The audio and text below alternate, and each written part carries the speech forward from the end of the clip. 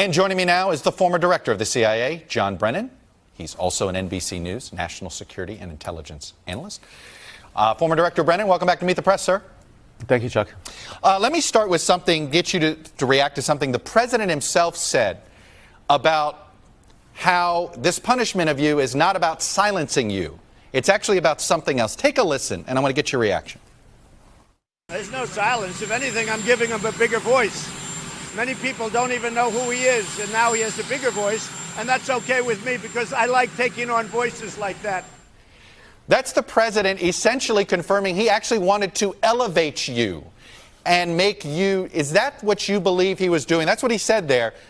Wanted to elevate you, make you more famous, and essentially make this a one-on-one with you. Is that how you read this? It's hard for me to read Mr. Trump in terms of the actions he's taken.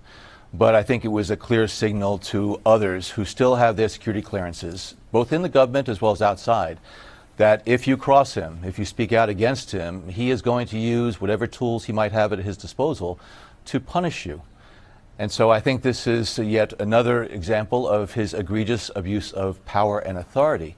Just because he has the ability to revoke one's clearance doesn't mean that he is doing it for the appropriate reasons. Indeed, he violated the process that he himself, his administration, put out last year in terms of the basis for revoking security clearances. So I think it was just designed to distract the press from some of the other things that were going on last week.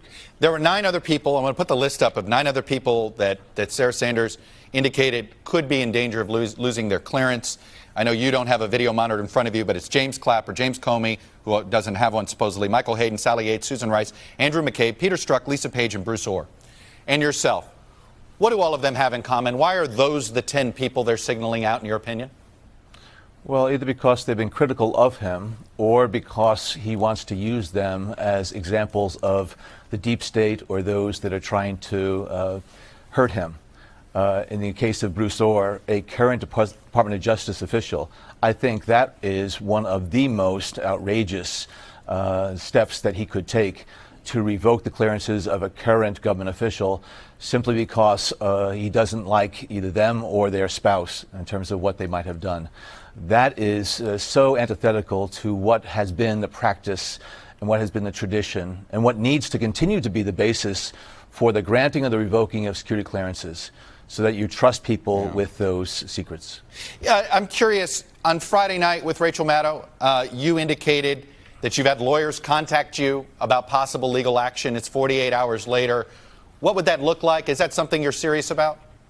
Well, I have been contacted by a number of lawyers, and they have already given me their thoughts about the basis for a complaint, an injunction, to try to prevent him from doing this in the future. If my clearances and my reputation as I'm being pulled through the mud now, if that's the price we're going to pay to prevent Donald Trump from doing this against other people, to me it's a small price to pay. So I am going to do whatever I can personally to try to prevent these abuses in the future. And if it means going to court, I will do that. You have been more outspoken than really any former official.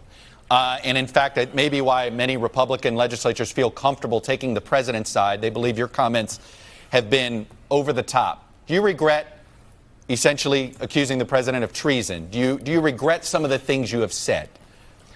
Well, I called his behavior treasonous, which is to betray one's trust and to aid and abet the enemy, and I stand very much by that claim. You are the former CIA director accusing the sitting president of the United States. It's not a private citizen. A lot of people hear the former CIA director accusing the sitting president of the United States of treason. That's a monumental accusation. Well, I think these are abnormal times, and I think a lot of people have spoken out against what Mr. Trump has done. And maybe it's my warning training as an intelligence professional. I have seen the lights blinking red in terms of what Mr. Trump has done and is doing, and is bringing this country down on the global stage, and he's fueling and feeding divisiveness within our country. He continually lies to the American people, and the types of things that he's doing, I think I need to speak out. And so I've been speaking out rather forcefully because I believe it's important to do so. I don't believe I'm being political at all. I'm not a Republican. I'm not a Democrat. And many members of the Congress over the years who have security clearances have spoken out rather forcefully against whoever was in the Oval Office if they weren't from the same political party. So now as a private citizen, they're telling me that I shouldn't do that. I'm sorry. I just fundamentally disagree with them. I want to give you a chance to respond to something Senator Richard Burr, the Senate Republican chairman of the Intelligence Committee. Here's what he said about you. He said, if Director Brennan's statement is based on intelligence he received while still leading the CIA, why didn't he include it in the intelligence community assessment released in 2017? If his statement is based on intelligence he has seen since leaving office, it constitutes an intelligence breach. If, however, Director Brennan's statement is purely political and based on conjecture, the president has full authority to revoke his security clearance. It seems as if Senator Burr is saying, have you said anything in the public sphere that has gone beyond the facts that you know? I like and respect Senator Burr. I was disappointed by his statement. I wonder whether or not he actually read my op-ed. I have told the committees, including his committee, everything that I know from my time as CIA Director. And the CIA has shared with the Senate and the House Intelligence Committee everything that we knew. What I said in my op-ed is that I have come to understand, because of a free and open press here in the United States, what actually was transpiring during that presidential election campaign season in terms of meetings at Trump Tower. And also the fact that Donald Trump, when he was the presidential candidate of the Republican Party, when he called publicly on the Russians to find Hillary's emails, I didn't realize when I was CIA Director that it was that very night that Russian intelligence went after her emails. So, and I made a point in the op-ed that collusion means cooperating in some form. Conspiracy is something else. And I think all Americans need to wait for Robert Mueller to be able to finalize his investigation and to determine whether or not there was any criminal activity that was taking place there.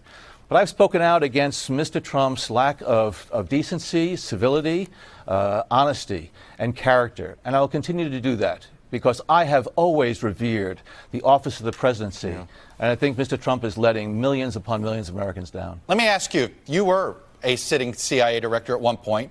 If you worked for a president that did this, what would you do in this situation? If I worked for a president who was this dishonest? If you were currently the head of the CIA and the president revoked the security clearance of a former CIA head, what would you do as sitting CIA director under that circumstance? And what advice would you give to Gina Haspel, the current head of the CIA?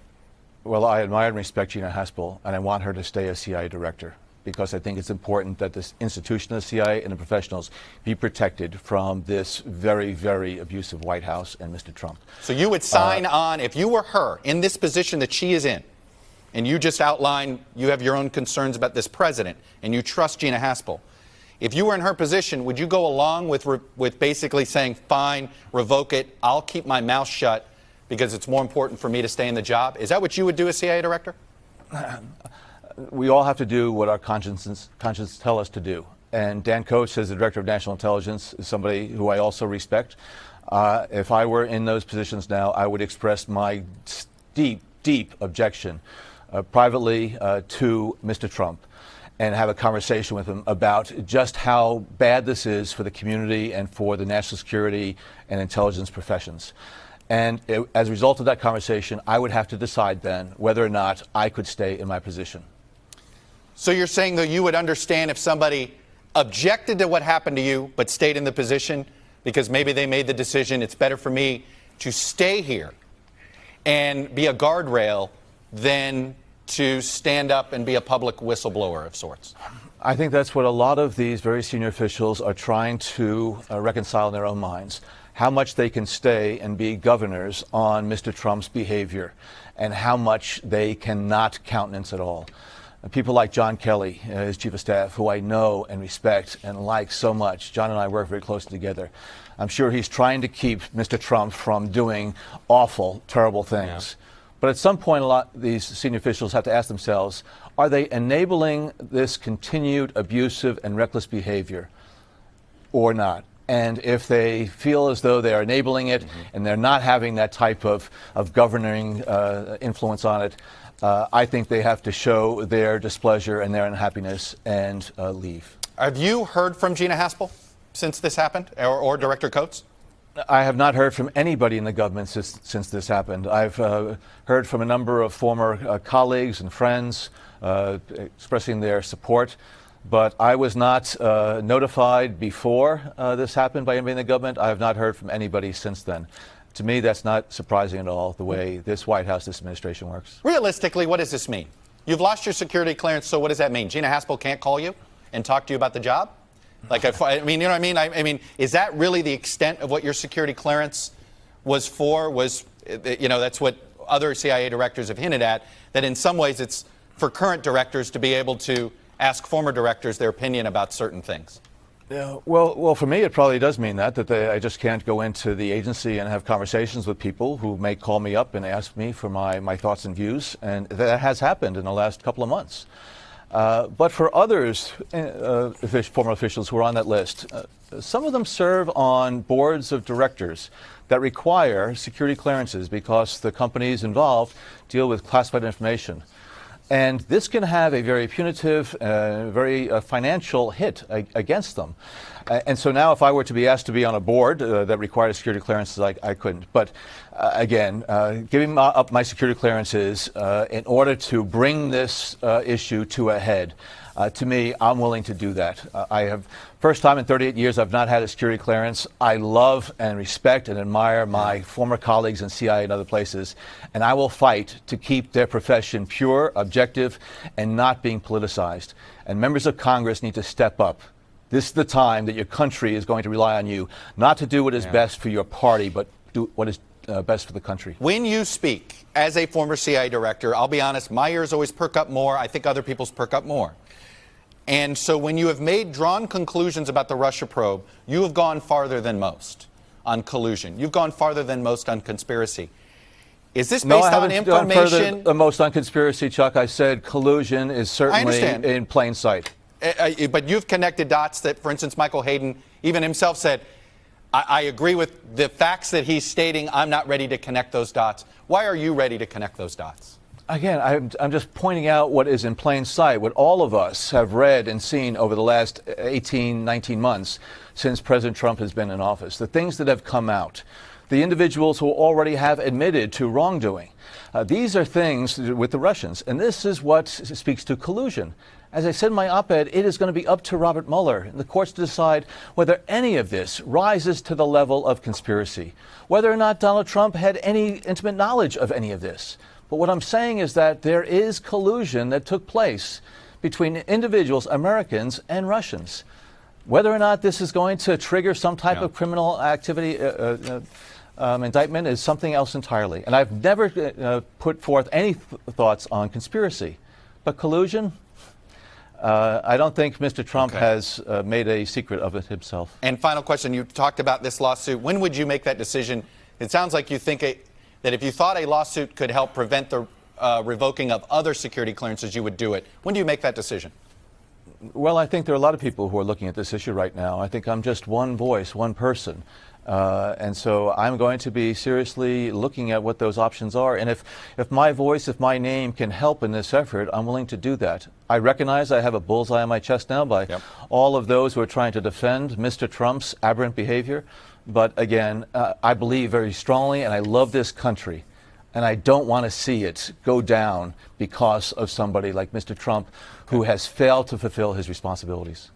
John Brennan, I'm going to leave it there, former director of the CIA. Thanks for coming on and sharing your views, sir. I appreciate it. Thank you, Chuck. Hey, NBC News fans, thanks for checking out our YouTube channel. Subscribe by clicking on that button down here, and then click on any of the videos over here to watch the latest interviews, show highlights, and digital exclusives. Thanks for watching.